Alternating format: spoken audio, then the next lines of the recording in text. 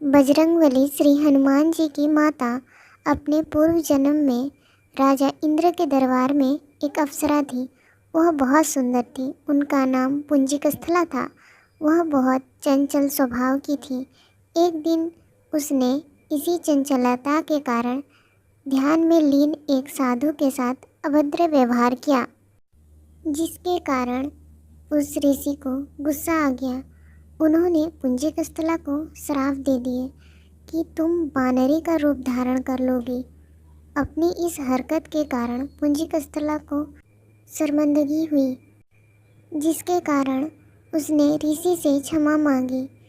ऋषि ने पुंजिकस्थला को कहा कि हालांकि तुम वानरी का रूप धारण कर लोगी, लेकिन तुम बहुत तेजस्वी होगी और भगवान शिव शंकर के अवतार को जन्म दोगी।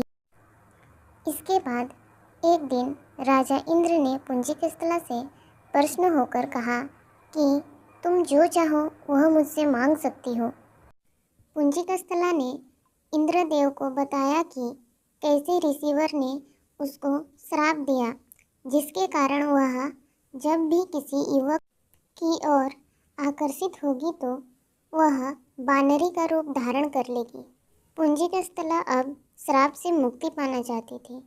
इंद्रदेव ने पुंजिकस्थला को कहा कि हालांकि तुम वानरी का रूप धारण करोगी, लेकिन तुम जिस युवक की ओर आकर्षित होगी वह तब भी तुमको स्वीकार करेगा। जब तुम शिव शंकर के अवतार को जन्म दोगी तो तुमको इस श्राप से मुक्ति मिल जाएगी। इसके बाद इंद्र के कहने पर पुंजिकस्थला अंजनी के रूप में धरती पर आ गई। एक दिन जब वह ऐसे ही भ्रमण कर रही थी तो उनको एक युवक दिखाई दिया। अंजनी उस युवक की तरफ आकर्षित हो गई, जिससे उसका चेहरा वानरी का हो गया। अंजनी ने अपना चेहरा युवक से छुपा लिया। जब वह युवक अंजनी के पास गया तो उसने अंजनी से अपना चेहरा दिखाने को कहा। अंजनी ने कहा कि मेरा चेहरा बहुत बदसूरत है, लेकिन जब अंजनी ने देखा तो वह भी बानर का रूप में है। युवक ने अंजनी को बताया कि वह वानर राज केसरी है।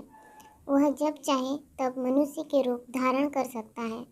इसके बाद अंजनी को केसरी से प्रेम हो गया और उन दोनों ने विवाह कर लिया।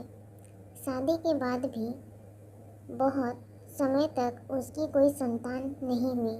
संतान की इच्छा को लेकर एक दिन अंजनी मातंग ऋषि के पास पहुंची तो मातंग ऋषि ने अंजनी को 12 वर्ष तक नारायण पर्वत स्थित स्वामी तीर्थ जाकर उपवास करके तप करने को कहा।